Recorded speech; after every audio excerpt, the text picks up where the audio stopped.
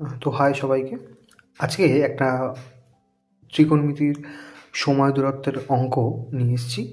WBT এর page number 221 অঙ্কটা রয়েছে এবং এই অঙ্কটা করতে অনেক স্টুডেন্টেরই প্রবলেম হচ্ছে। তো এই কারণে আজকে এই অঙ্কটা একটু বলে দেওয়া। অঙ্কটা বলেছিল একটি হ্রদের জলতলের 30 মিটার উচ্চে অবস্থিত কোনো বিন্দু থেকে একটা বিমানের উন্নতিকোণ 30 ডিগ্রি এবং হ্রদের জলের বিমানটির প্রতিবিম্বের অবনতিকোণ 60 ডিগ্রি হলে হ্রদের জলতল থেকে বিমানটির উচ্চতা কত। তো আমি সেই কারণে ধরে নিয়েছি এইটা হচ্ছে হ্রদ, এখানে জলতল রয়েছে, এই জলতল থেকে 30 মিটার উচ্চে এই বিন্দু থেকে এইখানে বিমান রয়েছে 30 ডিগ্রি উন্নতিকোণে, এইখান থেকে বিমানটাকে দেখা হচ্ছে এবং এই বিন্দু থেকেই এর প্রতিবিম্ব যতটা এই জলতল থেকে বস্তুর উচ্চতা, এই বস্তুর যে উচ্চতা জলতল থেকে সেই তার প্রতিবিম্বের দৈর্ঘ্যটাও জলতল থেকে তত দূরত্বেই হবে। আমরা ফিজিক্সে পড়ি পার্শ্বীয় পরিবর্তন, সেইখানে আমরা জানি যে প্রতিফলক থেকে বস্তু দূরত্ব যা হয় প্রতিফলক থেকে প্রতিবিম্বের দূরত্ব ঠিক তাই হয়। তো এই কারণে এইখানেও এটা হচ্ছে প্রতিফলক, প্রতিফলক থেকে বস্তু দূরত্ব যা, প্রতিফলক থেকে প্রতিবিম্ব দূরত্ব ঠিক তাই।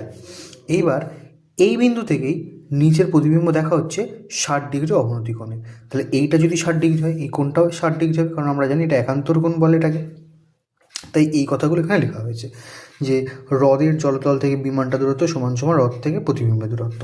তারপরে আমরা ধরে নিয়েছি যে হ্রদের এই জলতল থেকে বিমানটার উচ্চতা হচ্ছে এইচ এবং এইখান থেকে এই দূরত্বটাকে ধরে নিয়েছি আমরা এক্স।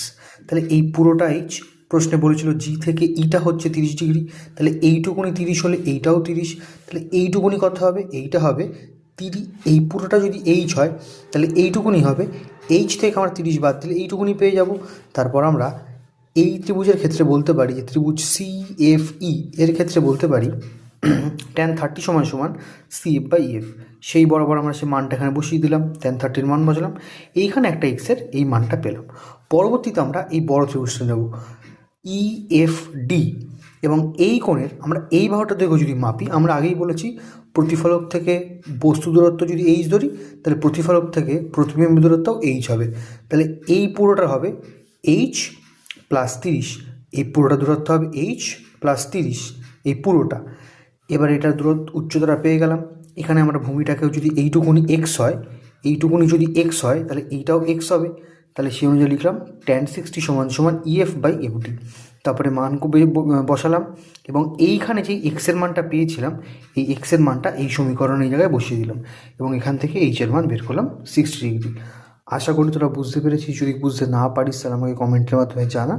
আর এই অঙ্কটা করতে অনেকেরই প্রবলেম হয়েছে দেখলাম। তো